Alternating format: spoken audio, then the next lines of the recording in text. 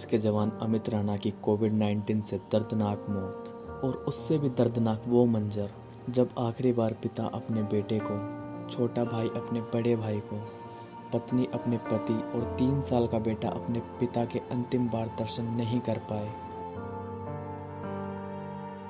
बहुत दर्द भरा वो समय था जब आखिरी बार परिवार के सदस्य अपने लाल को दुनिया से अलविदा हो चुके शव की अंतिम क्रिया में शव स्नान और मुखाग्नि देने से भी मरहूम हो गए।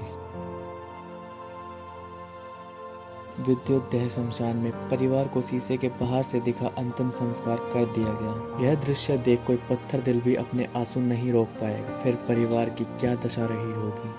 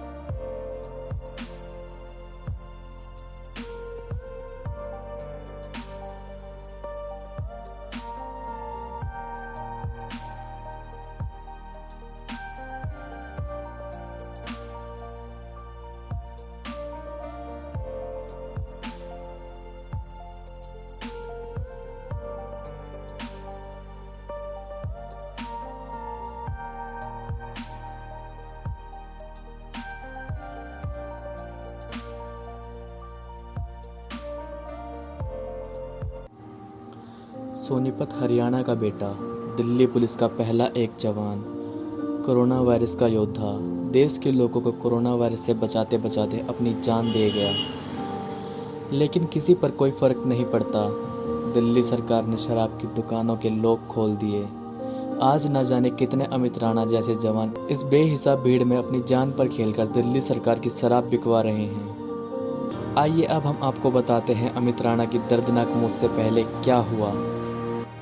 दिल्ली के 31 साल के कांस्टेबल अमित राणा सोमवार की शाम को बिल्कुल स्वस्थ थे। उन्हें एहसास तक नहीं था कि कोविड-19 वायरस उनके शरीर पर हमला कर चुका है। लेकिन अचानक उनकी तबीयत बिगड़ी और 24 घंटे के अंदर ही उनकी मौत हो गई। उनकी मौत डरावनी इसलिए है क्योंकि ये बताती है कि कोविड-19 वायरस किस कदर खतरनाक है, हम और सरकार इसे लेकर कितने लापरवाह हैं। 31 वर्षीय constable Amit Rana corona virus के संक्रमण के कारण जान गंवाने वाले दिल्ली के पहले पुलिसकर्मी हैं। उनके इलाज के दौरान कथित तौर पर लापरवाही सामने आई है। आरोप है कि कथित तौर पर एक अस्पताल ने उन्हें भर्ती करने से इनकार कर दिया, जबकि एक अन्य अस्पताल ने भर्ती तो किया, लेकिन कोरोना के लक्षण देखने और हालात बिगड़ने के बावजूद डिस्चार्ज कर दिया। गौरतलब है कि दिल्ली पुलिस के 80 जवान कोरोना संक्रमित हो चुके हैं। दिल्ली के सीएम अरविंद केजरीवाल ने अमित राणा की कर्तव्य निष्ठा को सैल्यूट किया है और उनके परिजनों को 1 करोड़ रुपए की सम्मान राशि देने का ऐलान किया है। जानकारी के मुताबिक भारत नगर थाने में तैनात अमित सोमवार की शाम ड्यूटी करके अपने रूम में लौटे। तब उन्हें हल्का बुखार आया और वे दवा लेकर सो गए। लेकिन रात करीब 2 बजे उन्हें सांस लेने में तकलीफ होने लगी, तो उन्होंने अपने रूम पार्टनर को बताया। उसके बाद अमित को गर्म पानी और चाय दी, लेकिन उनकी तबीयत में कोई सुधार नहीं हुआ। उसके बाद मंगलवार सुबह उनके रूम पार्टनर उन्हें लेकर अशोक विहार इलाके में जहां पुलिसकर्मियों का कोरोना टेस्ट सेंटर है वहां ले गए, लेकिन वहां उन्हें बताया कि यहां केवल कोरोना का टेस्ट हो सकता है, भर्ती नहीं कर सकते। इसके बाद उसे बाबा साहब अम्बेडकर अस्पताल ले जाया गया। वहां भी कहा कि वे अमित को एडमिट नहीं कर सकते। इसके बाद एसएचओ भारत नगर राम मनोहर ने फोन कर कांस्टेबल को दीपचंद बंधु अस्पताल ले जाने के लिए कहा। जब अमित को ले जाया गया तो अस्पताल में डॉक्टर ने कुछ दवा दी, जिससे अमित की हालत में सुधार हुआ। उसके बाद डॉक्टरों ने उसे कोरोना टेस्ट कराने के लिए कहा। उसके बाद अमित का Ashok Vihar corona test centre में टेस्ट हुआ और फिर उसे आराम की सलाह दी गई। डॉक्टरों ने उससे कहा कि वह अपने कमरे में ही क्वारंटाइन करे।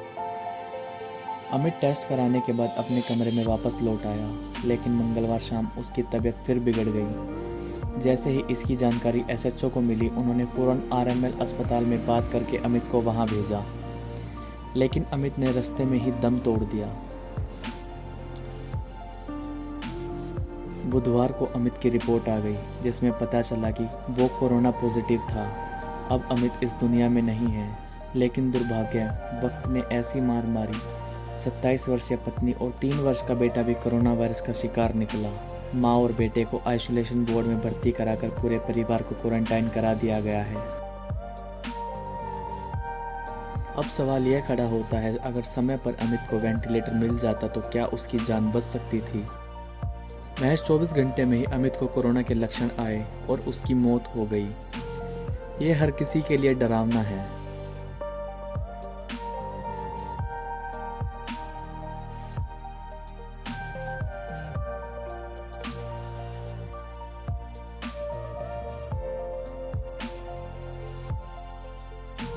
बुधवार को Delhi police commissioner S N. Srivastava ने ट्वीट कर कहा, कोरोना से लड़ाई लड़ने वाले हमने अपने एक योद्धा को खो दिया। अमित का बलिदान याद रखा जाएगा। हम मांग करते हैं कि दिल्ली सरकार मुआवजे के तौर पर अमित के परिवार को 1 करोड़ रुपए दे।